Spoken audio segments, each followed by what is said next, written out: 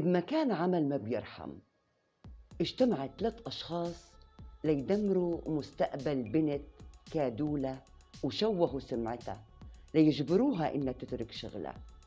طلعت من شغلها وهي عم تبكي، رفعت إيديها للسما وقالت: حسبي الله ونعم الوكيل. بعد سنين دق الخبر بابا مثل الصاعقة. الثلاثة اللي ظلموها ما حدا مات منهم، بس عم يتمنوا الموت. قصة الجمل اللي داس على الفراش المزيف رح تخليك تفهم ليش عاشوا ليشوفوا عدل الله بأغلى ما عندهم. قصة رح تغير نظرتك للظالم وللمظلوم.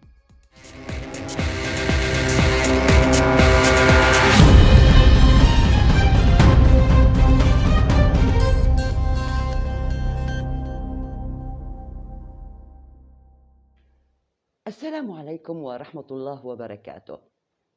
أنا حكيت قصة الجمل لتكون مدخل يا متابعين لقصة بنت بمدينة معجوقة بمكان عمل ما بيرحم، ليلى.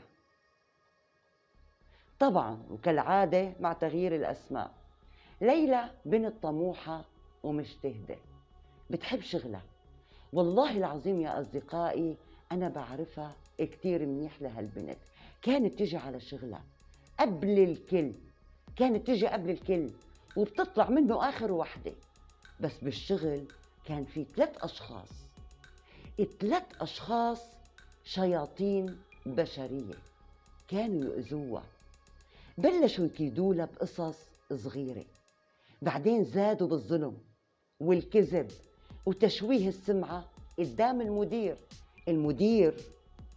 المدير اللي كان مسكر باب مكتبه وما بده يسمع منا ولا كلمة لتدافع فيها عن نفسها. ليش؟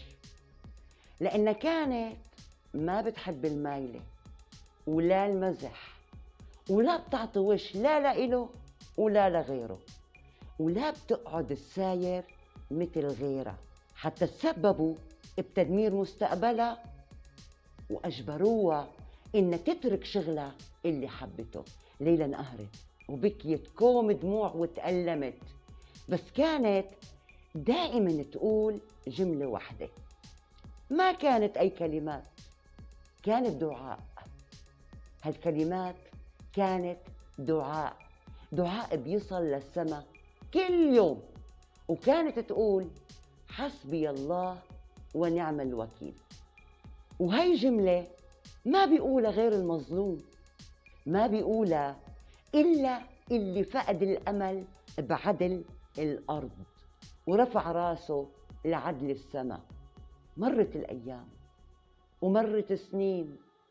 ليلى تركت شغلها، بدكن تقولوا يعني بال2013، وبال2019 كانت مبلشة حياة جديدة وشغل جديد. وبيوم من الأيام وهي بشغلها الجديد بتيجي لعندهم موظفة جديدة، ربا، رح سميها ربا.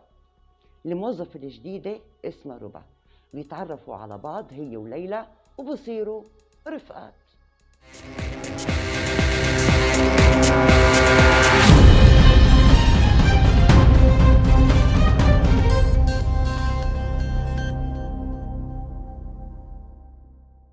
من تاني يوم من رفقتهم لبعض وهن عم يشربوا القهوة بتقول ربا لليلى: ليلى بدي أسألك سؤال، انت كنت تشتغلي بالمكان الفلاني؟ قالت لليلى: ايه كنت اشتغل هنيك. انت شو عرفك؟ قالت لها ربا: انا لاني كنت اشتغل هنيك وتركت الشغل مثلك. تفاجأت ليلى لأن هدول 6 سنين يعني مو قلال. ليلى صار عندها فضول لتسأل عن اللي سببوا لها الأذى، وشي طبيعي تسأل عنهم، تركت الشغل بسببهم. ومن كلمة لكلمة ليلى سألت ربا: شو صار بفلان؟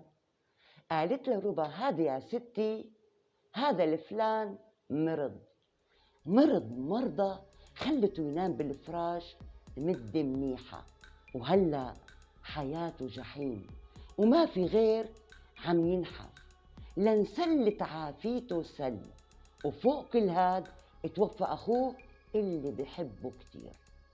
بهاللحظة انتابت ليلى مشاعر غريبة وكملت أسئلتها لربا. ليلى سألت: طيب وفلان شو صار فيه؟ شو أخباره؟ قالت لها ربا: هاد اللهم عافينا صابته جلطة، وعلى إثر هي الجلطة صار معه شلل نصفي، وهلأ ما بيقدر يحرك نص جسمه، صار عاجز عن العمل وعاجز عن كل شيء. ليلى ما عم بتصدق اللي عم تسمعه. كملت ليلى أسئلتها لربا وقالت لها: طيب فلانة هي اللي كانت راسي الفتنة شو صار فيها دخلك؟ قالت لها ربا: هي كان زوجها رايح على شغله وقام وقعت عليه قذيفة طايشة ومات بأرضه. وهي فلانة كانت تحبه وتموت عليه وتركها أرملة وعم بتعاني من الحزن والفقد، تركها بدون أولاد.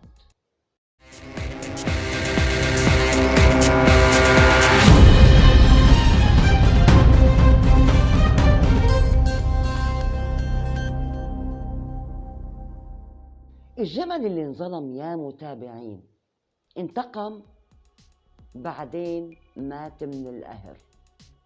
وهدول الثلاثة اللي ظلموا ليلى ما حدا فيهم مات، عاشوا ليشوفوا عدل الله بحياتهم قديش هو عظيم، وابتلاهم سبحانه بأبدانهم وأخذ منهم أعز ما بيملكوا.